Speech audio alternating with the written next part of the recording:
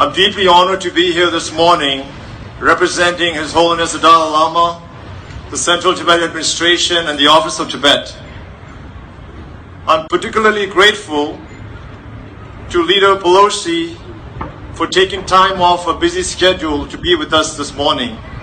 Leader Pelosi has been one of our biggest, strongest, and oldest friends in the U.S. Congress.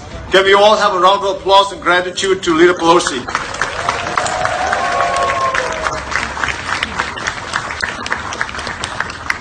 Today, on the 56th anniversary of the Tibetan National Uprising Day, our thoughts and prayers go out to all those who have sacrificed their lives for Tibet, as well as for those who continue to suffer under Chinese repression and occupation in Tibet. Just this past week, we witnessed another Tibetan, a woman from Amdo Ngaba province, commit self-immolation. Nochugla is the first case of self-immolation this year in 2015, and she joins 136 other Tibetans who've self-immolated since 2009.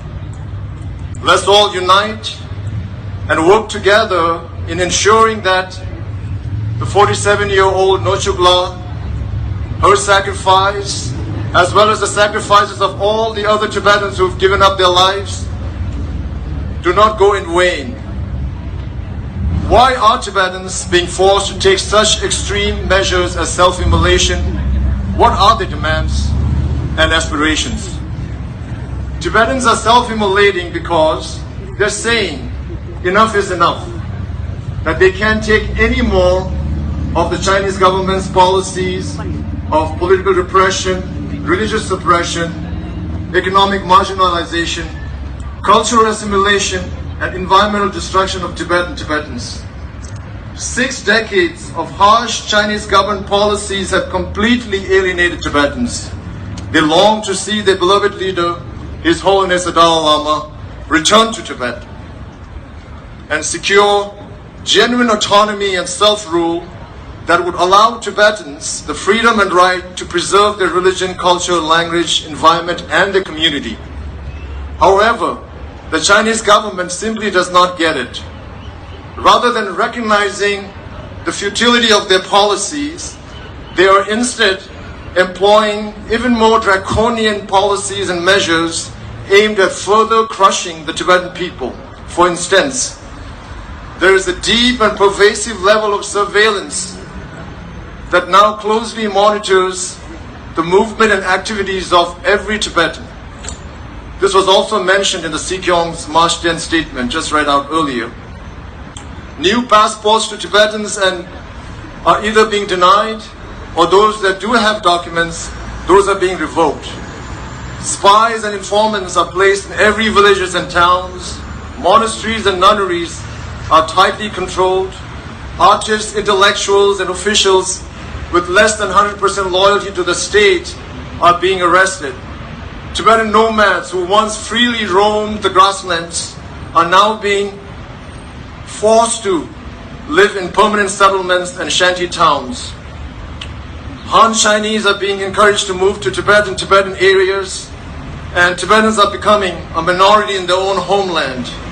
Tibetan language is now being discontinued in schools. Resources are being extracted without regard to the well-being of the environment and the Tibetan people.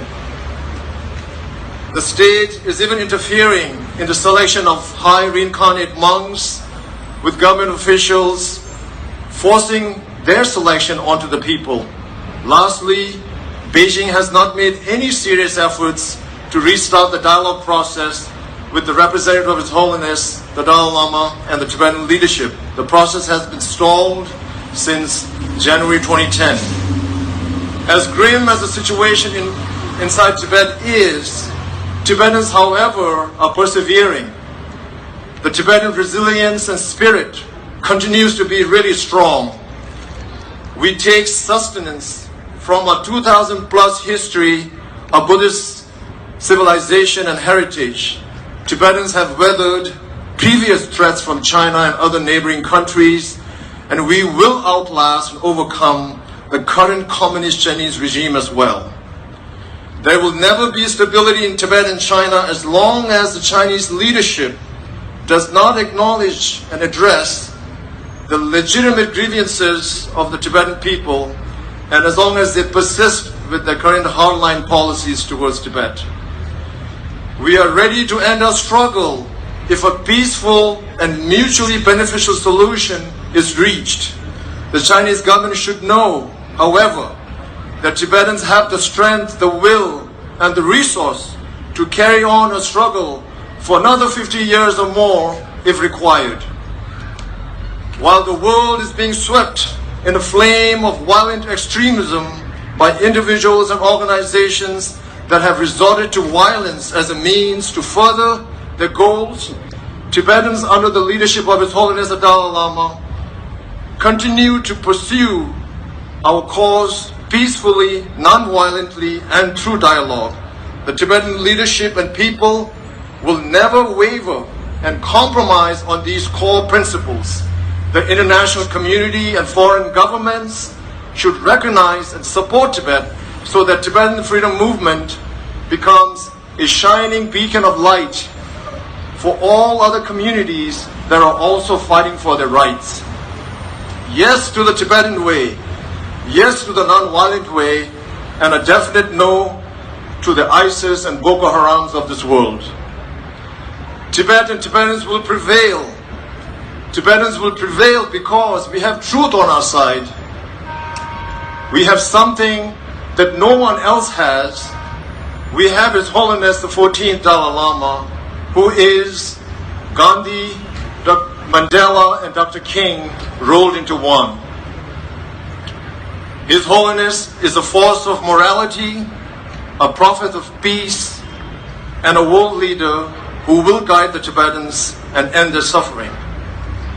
We will persevere, we will prevail, because we have chosen a path of non-violence, dialogue, and have proposed a settlement to the Chinese leadership that takes the interests of both the Chinese government and Tibetans.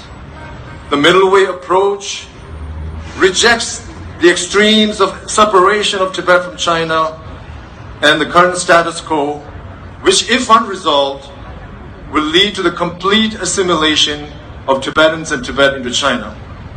By giving up separation for self-governance and genuine autonomy and control over key issues that really matter to Tibetans, His Holiness and the Tibetan leadership have adopted a far-sighted and pragmatic approach, which is the only viable approach to resolving the Tibet issue.